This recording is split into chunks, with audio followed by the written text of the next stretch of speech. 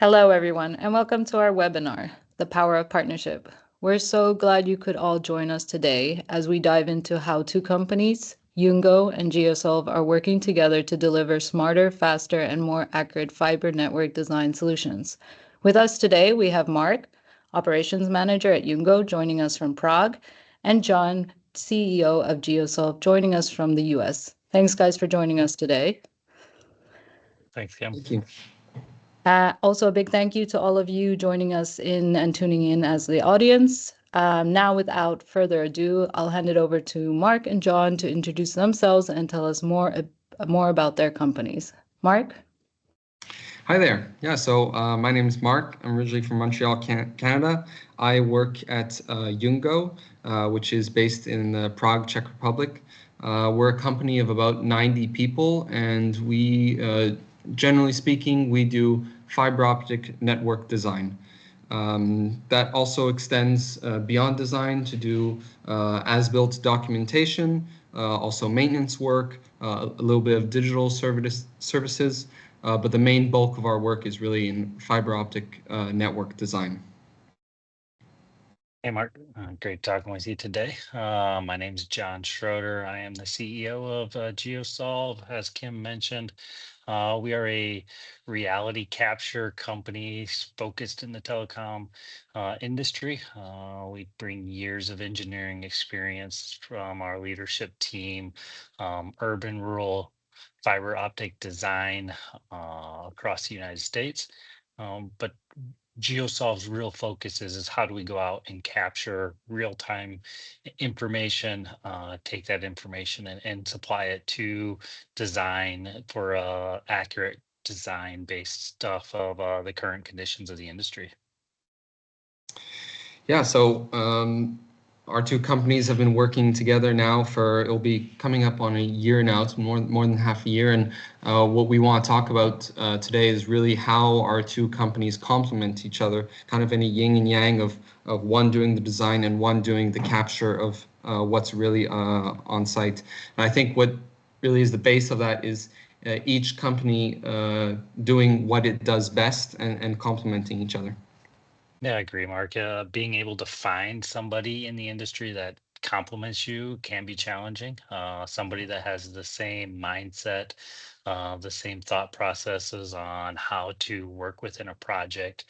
It's very challenging to take two outside organizations and really streamline it and almost create one organization within the partnership, right? And I think over the last coming on 12 months, I've seen that with the Geosolv team and the Yungo team to really be able to work together, collaborate, and solve some problems and really get some impressive metrics done on designing networks and building this networks, which is the most important thing, right, Mark? So it's very important to have a streamlined focus on this, and that is really what I've seen in the Yungo Geosolv partnership from our side. Mm-hmm. Yeah, as much as we'd like to say that we are an independent standalone company, the fact of the matter is that what Yungo does is very much dependent on the inputs that are given to us. So it's kind of the concept of the quality in, quality out. We are limited by what we receive. So partnering with a company like Geosolv really kind of makes the whole process better and guarantees quality to the end clients. Yeah, I agree. We've almost created an ecosystem of subject matter experts, right?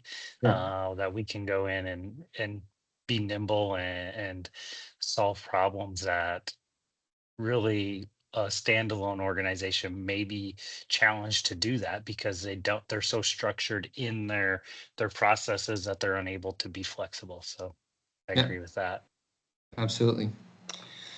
So if we really go into what Geosolv provides for Yungo is the field data. Yungo as a design company, we don't have boots on the ground. We don't have people on site in all the places that we're designing for, because we design in many different areas.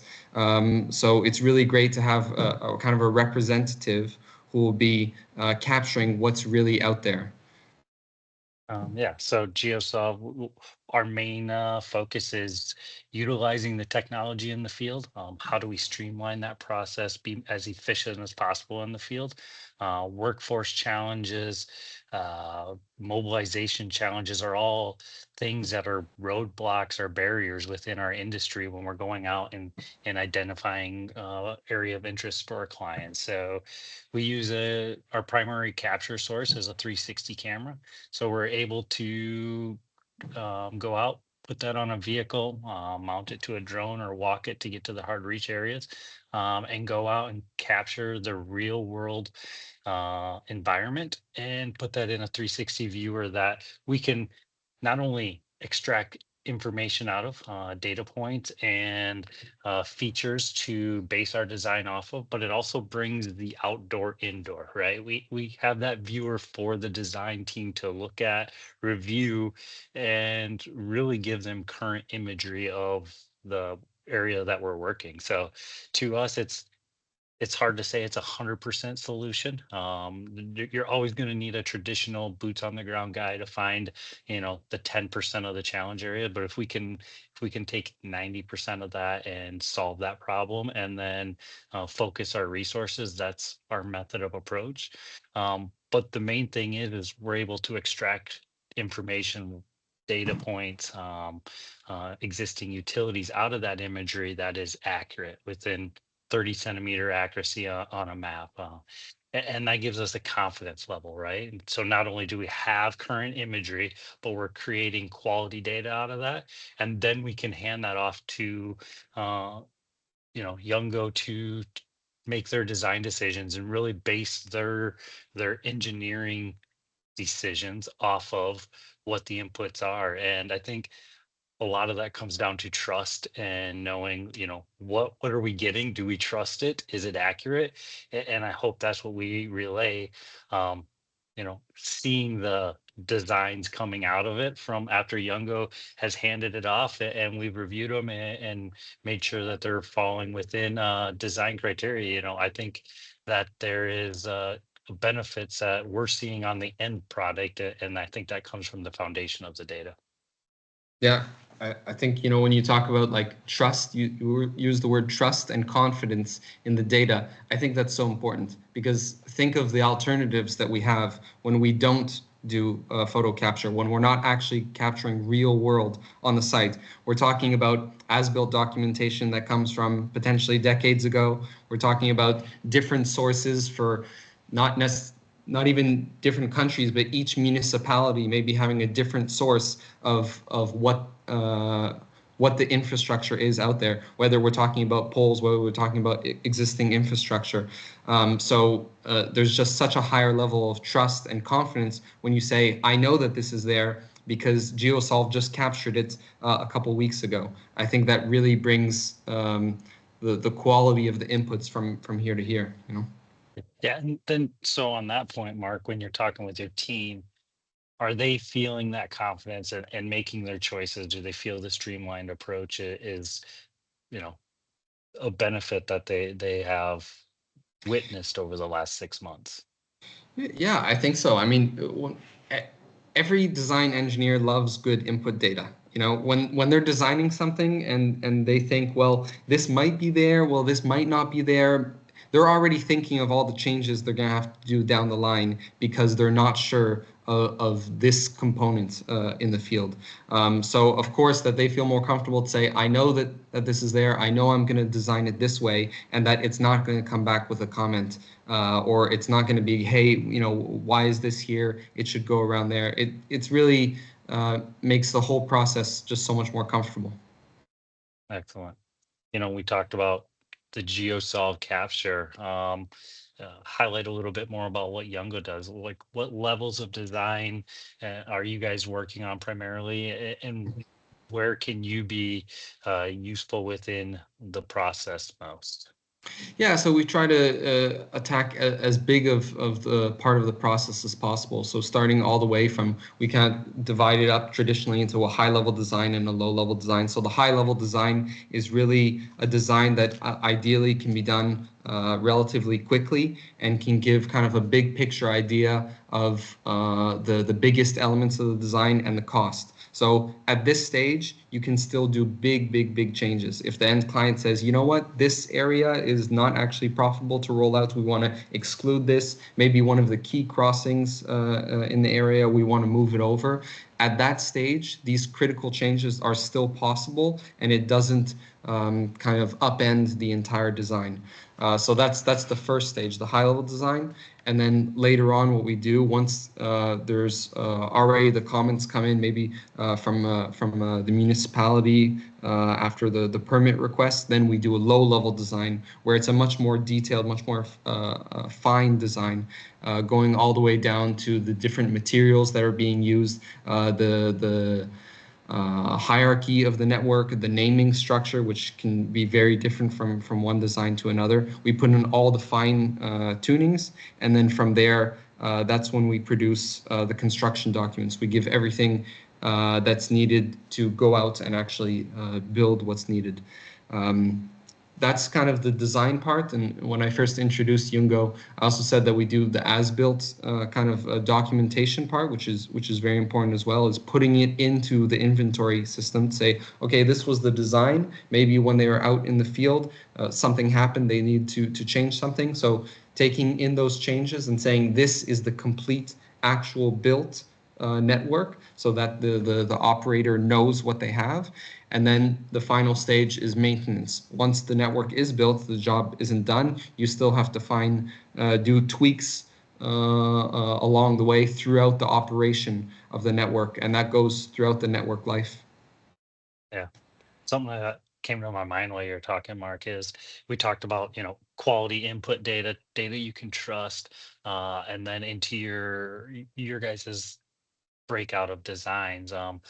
What type of automations or efficiencies do you guys feel you're able to complete with this data? Is there any tools that you guys like to use or are able to maximize your team's abilities? Yeah, there's many different tools that we use, and one of the main ones is basically pathfinding. It's seeing how do we connect every end user the best way possible. And you could say the shortest way possible, but the reality is that the best way is not always the shortest way. So often what we do is that we assign costs to each surface. So let's say we're going through grass, or we're going through asphalt, or we're going through bricks. Let's say we have to do a crossing. We have different costs associated with all these different, we call them trench lengths.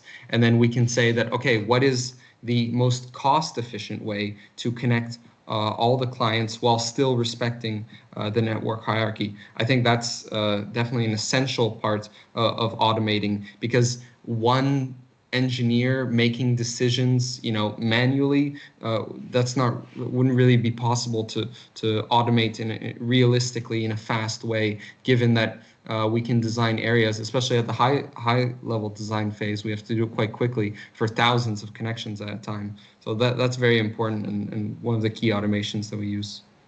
Yeah, excellent. And one other thing, I guess, over the last 6 months, over 6 months we've been working together, something that's really impressed me is your quality control process, right? Mhm. You guys have a very thorough quality control department, and I've seen the product of that, right? We've seen Mhm. the handoff of the design. So uh, I think that goes to being able to have clear rules in the front end. Let's have a Mhm. clear understanding of what that is. I mean, that goes all the way back to data, or at the beginning with data collection, right? What is Mhm. important? What do we need to look for? Is there anything that stands out? And then following that all the way through. So I just wanted to, mention the quality control side of that, and just making sure, even if there is automation, Yeah. the quality control part of that, to make sure it's an accurate constructible design is there. So I don't know if there's anything you want to add more to that. Yeah, it's extremely important. I mean, it's kind of one of the selling points that we try to put of Yungo as much as possible, that we deliver smart designs, and we're able to deliver with quality. So we have a very stringent and systematic quality process throughout all the teams in our company that makes sure that we have really all the checks put in, always a 4-eye principle. There's always a second person checking someone else's design to make sure that we're really minimizing every single error. And even, when there are comments, when there is something that comes back, it's even more important to say, okay, this came back. How do we integrate that into our quality process to make sure it doesn't come back the second time? Because for something to slip through is unfortunate, but if you didn't learn anything from it, well, then it's going to happen again. So that's kind of really what we try to focus on. Yeah, I think, you said smart design, right? And a smart design saves time, saves money. The cost is there, not only on the engineering side, but on the construction side, because that's where the bulk of the cost is for any of these network builds, right? So being able to say, hey, we have current accurate data, we're able to push through and have really a smart design that our clients get value in, and that's ultimately what we want to bring, is the most value to our clients and provide them with a product. So that's good stuff. Yeah. I think also it's been, over the last 6 months while we've been working together, it's really been impressive how we've hand data off back and forth. You see a lot of these projects where you have a massive amounts of data, and just making sure it's clean and easy to use, and everybody understands where it's at, right? So our primary data source is an Esri, or an Esri ecosystem is really where we store most of our data within the servers there and hand them off, and being able to collaborate real time with your field team and your design team. So I know, and we've implemented other record systems that clients have used, and we've been able to work within that. But data handoff has been very critical in any of this, to make sure it's accurate and current, right? So if I don't know if there's anything you want to add on data handoff and how you see it from your side. Yeah, you mentioned the quality of data transfer between companies, and we find it so refreshing to work with Geosolv, because being Geosolv, being familiar with all the geospatial data formats, it helps so much to have that handover be so much quicker than in other situations that we faced. We've had all different sources of data with other companies. Sometimes we're getting screenshots sent through WhatsApp forwarded to us that we have to kind of decipher in a language that maybe we don't know. So that's kind of the one side of the extreme. And then now working with real geospatial data, it just helps so much, so that it seamlessly integrates with our design tools. Yeah, it's almost, our teams are becoming data managers, right? It doesn't matter what level within the design team or the field team that you really have to understand data. You have to understand, what am I collecting? What's this mean? And for us to focus on that from the foundational part and be able to hand off that, so that you don't have to take it a second guess and interpret. That's pretty critical for us. And changes can be done so much faster too. If let's say there's some change on the field that needs to be done, but we're communicating in a way that is smart is too generic of a word, but the proper way, a change can happen very quickly. It doesn't have to be a huge process of like, oh, okay, well, it's going to take 3 weeks of redesign to do this. We all say that we like to do first time right, but there are some unexpected things that happen over the course of a design. And if every single change is going to take, so much time, it's not a good deliverable for the client. So we have to remain, of course, we try to do first time right with the design, but we have to remain flexible to a change that comes halfway through. Yeah, it's really about communication and collaboration and being able to find the most effective tools. And when you're working within a live database and working within um, a viewer that everybody can see, it really gives that power, right? We're able to make a note, make a comment, ask a question within the viewer, within Yeah. the design tool, whatever we're using, that really enables us to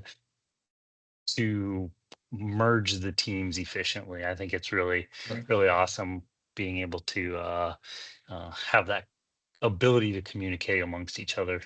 Yeah, maybe one good example of where those changes come from is with the permitting.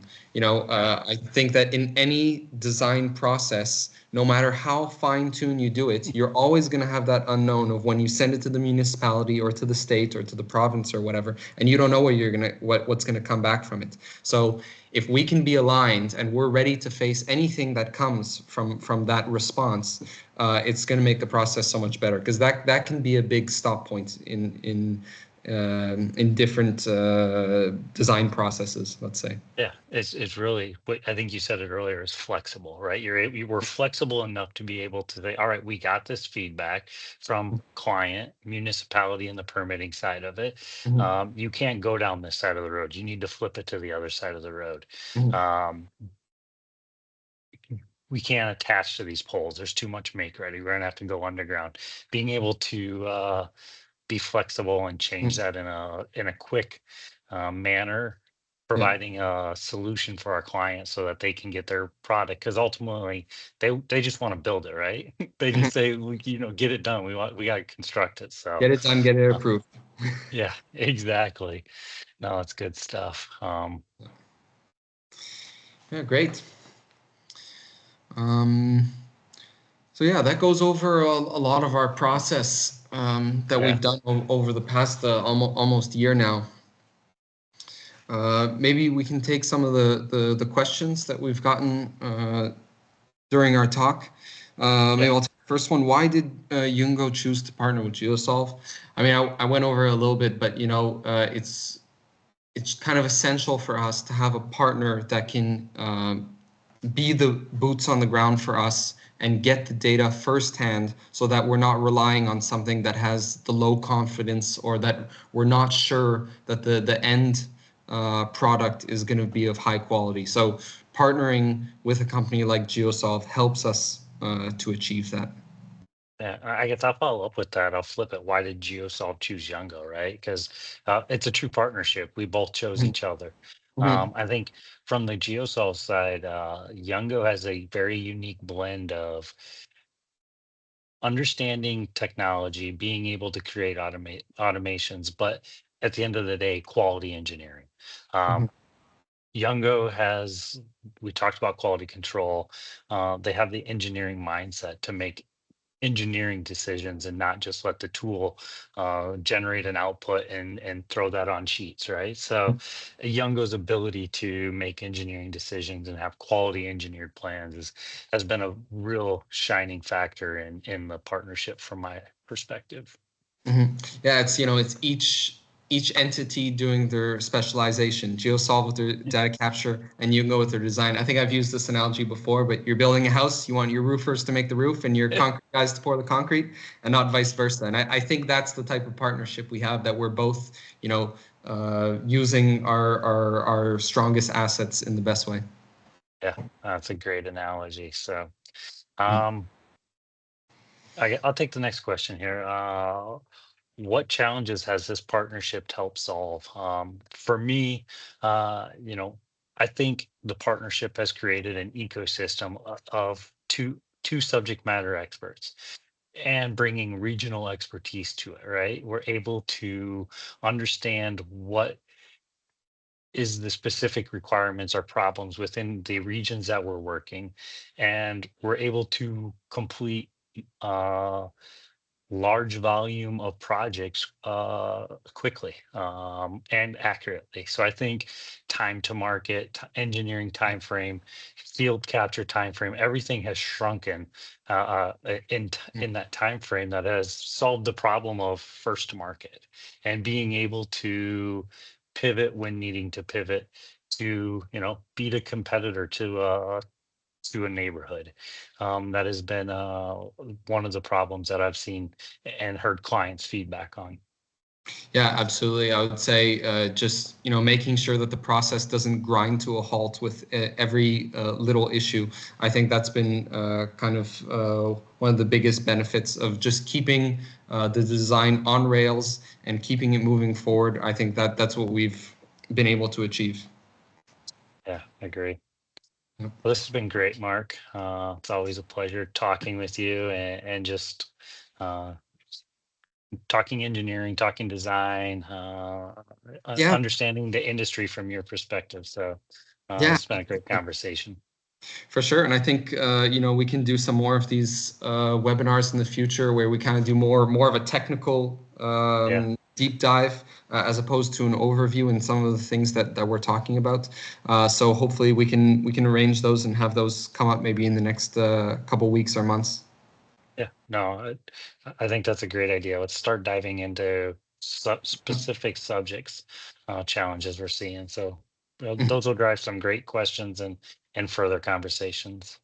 Yeah, I think we'll put some email addresses where people can reach out to us following this webinar if they choose to. But then there's also a couple events that we'll be attending. There's the Fiber Connect 2025. That's June 1st to 4th in Nashville that we're both going to be attending. So we'll both be there.